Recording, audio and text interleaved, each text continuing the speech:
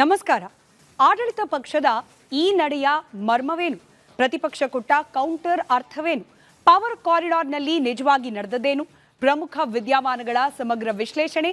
ಇದು ರಾಜಕೀಯ ಎಳೆಯಾಗಿ. ನಾನು ಸ್ಮಿತಾ ರಂಗನಾಥ್. ಬರಗಾಲದ ಹೊಡೆತ ತೀವ್ರವಾಗ್ತಾ ಇದ್ದಂತೆ ಇತ್ತ ಕಾವೇರಿ ರಾಜಕೀಯ ಕೂಡ ತೀವ್ರಗೊಳ್ತಾ ಇದೆ. ಅತ್ತ ತಮಿಳುನಾಡು ಜುಲೈ 20ರಂದು ಸಂಸತ್ತಿನ ಮುಂಗಾರು ಅಧಿವೇಶನ ಆರಂಭವಾದ ಮೊದಲ ದಿನವೇ ಸದನದ ಬಾವಿಗಿಳಿದು ಮೇಕೆದಾಟು ಯೋಜನೆ ವಿರೋಧಿಸಿ ಪ್ರತಿಭಟನೆ ಮಾಡಿದೆ.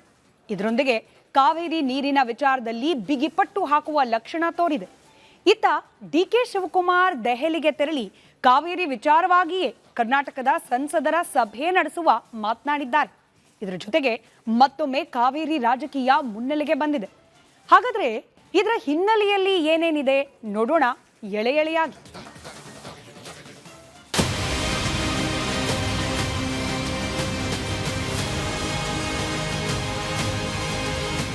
ಕಾವೇರಿ ಕರ್ನಾಟಕ ಹಾಗೂ ತಮಿಳುನಾಡು ಎರಡು ರಾಜ್ಯಗಳಿಗೂ ಬೇಕು. ಆದರೆ ಉಭಯ ರಾಜ್ಯಗಳ ರಾಜಕಾರಣಿಗಳಿಗೆ ಬರೀ ಕಾವೇರಿ ನೀರಷ್ಟೇ ಅಲ್ಲ, ಈ ನೀರಿನಲ್ಲಿರುವಂತಹ ಓಟು ಕೊಡಬೇಕು. ಈ ನೀರು ನಂಬಿರುವಂತಹ ರೈತರು, ಈ ನೀರು ಕುಡಿತಿರುವಂತಹ ಜನರು, ಈ ಜಲಾನಯನ ಪ್ರದೇಶದ ಸಮಸ್ತರು, ಅದರಾಚೆಗೆ ಇರುವವರು ಕೂಡ ಎಲ್ಲರೂ ಈ ರಾಜಕೀಯ ನಾಯಕರಿಗೆ ಬೇಕು. ಯಾಕಂದ್ರೆ ಇವರಿಗೆ ಕಾವೇರಿಯಲ್ಲಿ ನೀರಿಗಿಂತ ಅಗಾಧವಾಗಿ ರಾಜಕೀಯವೇ ಕಾಣಿಸಿದೆ. ಅದರಲ್ಲೂ ಈಗ ಆ ರಾಜಕೀಯ ಅವರ ಕಣ್ಣಿಗೆ ಡಾಳಾಗಿ ಕಾಣತೊಡಗಿದೆ. ಯಾಕಂದ್ರೆ ಬರಬೇಡ ಬರಬೇಡ ಅಂತ ಎಷ್ಟೇ ಹೇಳಿದ್ರೂ ಬರಬಾರದ ಬರ ಬಂದೇ ಬಿಟ್ಟಿದೆ ನೋಡಿ.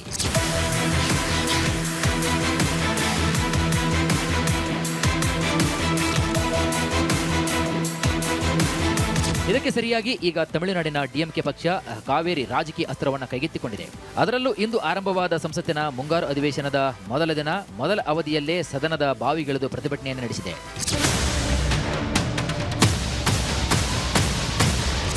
ಇಷ್ಟಕ್ಕೂ ಆಗಿದ್ದೇನು ಅಂದ್ರೆ, ಸಂಸತ್ತಿನ ಮುಂಗಾರು ಅಧಿವೇಶನದ ಕಲಾಪದ ಆರಂಭದ ದಿನವೇ ಡಿಎಂಕೆ ಸಂಸದೀಯ ನಾಯಕ ಟಿಆರ್ ಬಾಲು ಮೇಕೆದಾಟು ಯೋಜನೆ ಕುರಿತು ಲೋಕಸಭೆಯಲ್ಲಿ ನಿಲುವಳಿ ಸೂಚನೆ ನೀಡಿದರು.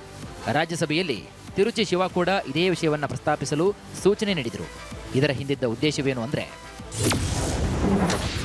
ಮೇಕೆದಾಟು ಯೋಜನೆಗೆ ಅನುಮತಿ ನೀಡಬಾರದು,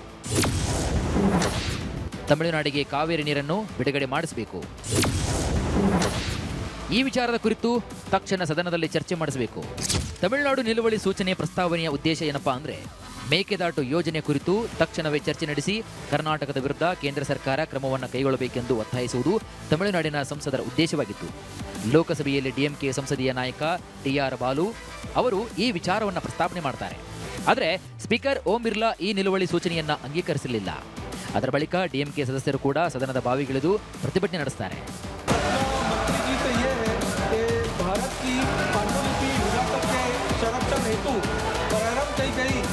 ಆದರೆ ಈ ಪ್ರತಿಭಟನೆಗೆ ಸೊಪ್ಪು ಹಾಕದ ಸ್ಪೀಕರ್ ಪ್ರಶ್ನೋತ್ತರ ಕಲಾಪ ಆರಂಭಿಸಿದಾಗ ಡಿಎಂಕೆ ಸಂಸದರು ಸದನದ ಬಾವಿಯಲ್ಲಿ ಕೇಂದ್ರ ಸರ್ಕಾರದ ವಿರುದ್ಧ ಧಿಕ್ಕಾರದ ಘೋಷಣೆಯನ್ನು ಕೂಗುತ್ತಾ ಪ್ರತಿಭಟನೆಯನ್ನು ತೀವ್ರಗೊಳಿಸಿದರು.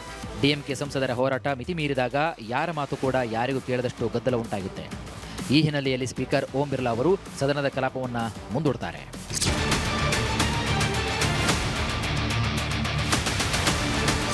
ಇಷ್ಟೆಲ್ಲ ಮಾಡಿದ್ದು ತಮಿಳುನಾಡಿನಲ್ಲಿ ವಿರೋಧ ಪಕ್ಷದಲ್ಲಿರುವಂತಹ ಡಿಎಂಕೆ. ಈ ನಿಲುವು ತಮಿಳುನಾಡಿನಲ್ಲಿ ವಿರೋಧ ಪಕ್ಷದಲ್ಲಿರುವಂತಹ ಡಿಎಂಕೆ ನಿಲುವು ಮಾತ್ರನಾ ಕೇಳಿದ್ರೆ ಅಲ್ಲವೇ ಅಲ್ಲ. ಇದಕ್ಕೆ ಸಾಕ್ಷಿ ತಮಿಳುನಾಡಿನ ವಿಧಾನಸಭೆಯಲ್ಲಿ ಸರ್ವ ಪಕ್ಷಗಳು ಕೂಡ ಒಗ್ಗೂಡಿ ಅಂಗೀಕರಿಸಿರುವಂತಹ ಸರ್ವಾನುಮತದ ನಿರ್ಣಯ. ಮಾಡಲೇಬೇಕಾಗ್ತದೆ, ಅದಕ್ಕೆ ಟೈಮ್ ಫಿಕ್ಸ್ ಮಾಡಬೇಕು. ಆದಷ್ಟು ಜಲ್ದಿ 20ನೇ ತಾರೀಕಿನ ಅಸೆಂಬ್ಲಿ ಸೆಷನ್ ಇದೆ.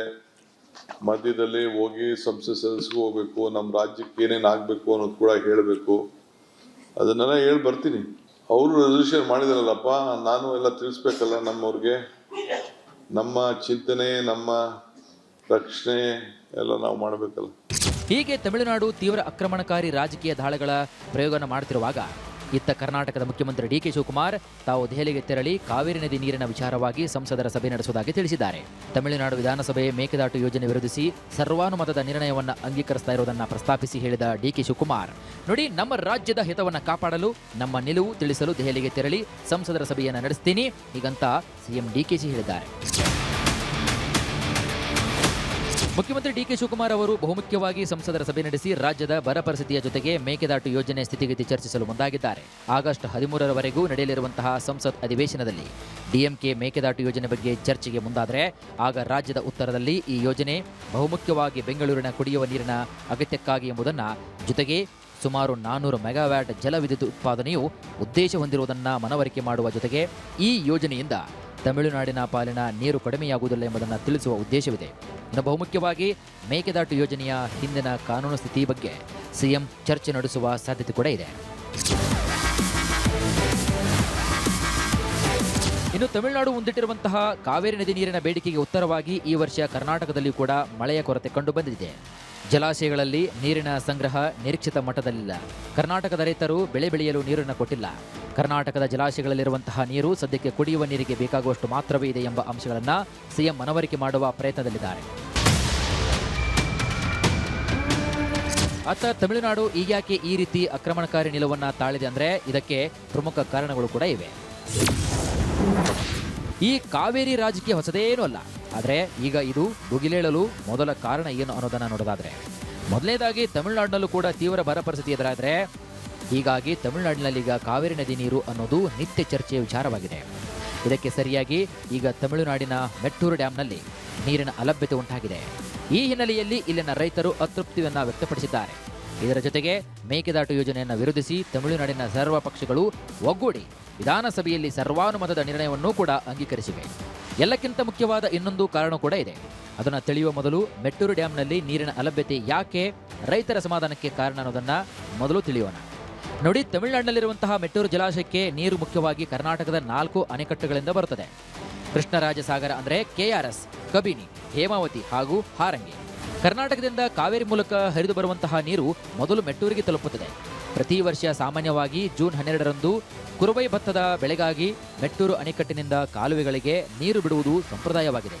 ತಮಿಳುನಾಡಿನ ಕಾವೇರಿ ಡೆಲ್ಟಾ ಜಿಲ್ಲೆಗಳಾದ ತಂಜಾವೂರು, ತಿರುವಾರೂರು, ನಾಗಪಟ್ಟಣಂ, ಮೈಲಾಡುತುರೈ ಹಾಗೂ ತಿರುಚಿರಾಪಳ್ಳಿ ಭಾಗಗಳ ಲಕ್ಷಾಂತರ ಎಕರೆ ಕೃಷಿ ಸಂಪೂರ್ಣವಾಗಿ ಮೆಟ್ಟೂರು ಅಣೆಕಟ್ಟಿನ ನೀರಿನ ಮೇಲೆ ಅವಲಂಬಿತವಾಗಿದೆ. ಪ್ರತಿ ವರ್ಷ ಜೂನ್ನಲ್ಲಿ ನೀರು ಬಿಟ್ಟರೆ ಕುರುವೆ ಬೆಳೆ, ನಂತರ ಸಾಂಬ ಬೆಳೆ, ತದನಂತರ ತಲಡಿ ಬೆಳೆ ಸಮಯಕ್ಕೆ ಬೆಳೆಯಲು ಸಾಧ್ಯವಾಗುತ್ತದೆ. ಆದರೆ ನೀರಿನ ಕೊರತೆ ಕಾರಣ ನಿಗದಿತ ಸಮಯಕ್ಕೆ ಅಣೆಕಟ್ಟು ತೆರೆದೇ ಇದ್ದರೆ, ಅಥವಾ ಅಣೆಕಟ್ಟು ತಡವಾಗಿ ತೆರೆಯಲ್ಪಟ್ಟರೆ, ಅಥವಾ ತೆರೆಯುವಾಗ ಸಾಕಷ್ಟು ನೀರಿನ ಸಂಗ್ರಹವಿಲ್ಲದೆ ಇದ್ದರೆ, ಅಥವಾ ನೀರು ಕೆಲವೇ ದಿನಗಳಲ್ಲಿ ನಿಲ್ಲಿಸಿದರೆ, ನೀರಿನ ಹರಿವು ನಿರಂತರವಾಗಿರದಿದ್ದರೆ, ಒಟ್ಟಾರೆ ಸಮಯಕ್ಕೆ ಸಾಕಷ್ಟು ಪ್ರಮಾಣದಲ್ಲಿ ನಿರಂತರ ನೀರು ಸಿಗದೇ ಇದ್ದರೆ ಆ ಭಾಗದ ರೈತರ ಆಕ್ರೋಶದ ಬಿಸಿ ಅಲ್ಲಿನ ಜನಪ್ರತಿನಿಧಿಗಳು ಎದುರಿಸಬೇಕು. ಇದು ಅಲ್ಲಿನ ರಾಜಕಾರಣಿಗಳಿಗೆ ಬೇಕಾಗಿಲ್ಲ.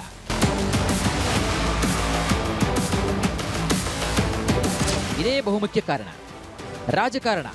ಎಸ್, ಕಾವೇರಿ ಅನ್ನೋದು ತಮಿಳುನಾಡಿನ ರಾಜಕಾರಣದಲ್ಲಿ ಹಾಸುಹೊಕ್ಕಾಗಿದೆ. ಇದು ಬರೀ ರಾಜಕೀಯವಲ್ಲ, ಭಾವನಾತ್ಮಕ ರಾಜಕೀಯ ಅಸ್ತ್ರ. ಇದೇ ಕಾರಣಕ್ಕೆ ಅಲ್ಲಿನ ರಾಜಕೀಯ ಪಕ್ಷಗಳು ಕಾವೇರಿ ನೀರಿಗಾಗಿ ಈ ಪರಿ ಹೋರಾಟವನ್ನು ಮಾಡ್ತಾರೆ.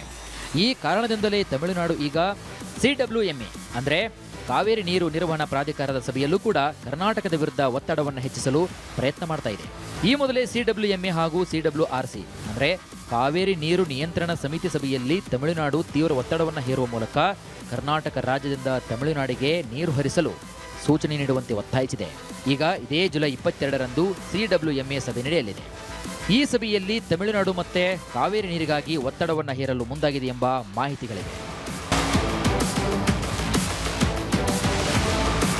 ಇತ್ತ ಕರ್ನಾಟಕವೂ ಕೂಡ ತಾನು ಎದುರಿಸ್ತಾ ಇರುವಂತಹ ಭೀಕರ ಬರಗಾಲದ ಸ್ಥಿತಿ ಮನವರಿಕೆ ಮಾಡುವ ಮೂಲಕ ಜಲಾಶಯಗಳಲ್ಲಿರುವಂತಹ ನೀರು ಕುಡಿಯುವ ನೀರಿಗಷ್ಟೇ ಸೀಮಿತವಾಗಿದೆ ಎಂಬ ವಾಸ್ತವವನ್ನು ತಿಳಿಸುವ ಪ್ರಯತ್ನದಲ್ಲಿದೆ. 2 ರಾಜ್ಯಗಳ ವಾದ ಪ್ರತಿವಾದ ಕೇಳಿದ ನಂತರ ಈ ಬಾರಿ CWMA ನೀಡುವಂತಹ ತೀರ್ಪು ನಿರ್ಣಾಯಕವಾಗಲಿದೆ. ತಮಿಳುನಾಡಿಗೆ ನೀರು ಬಿಡಬೇಕು ಎಂಬ ಆದೇಶ ಅಥವಾ ನೀರು ಬೇಕೆಂಬ ತಮಿಳುನಾಡಿನ ನಿರೀಕ್ಷೆ ನೀರು ಪಾಲಾಗುವುದು ಎರಡೂ ಸಹ ಸದ್ಯದ ಭವಿಷ್ಯದ ರಾಜಕೀಯ ತಿರುವಿಗೆ ಕಾರಣವಾಗಲಿದೆ.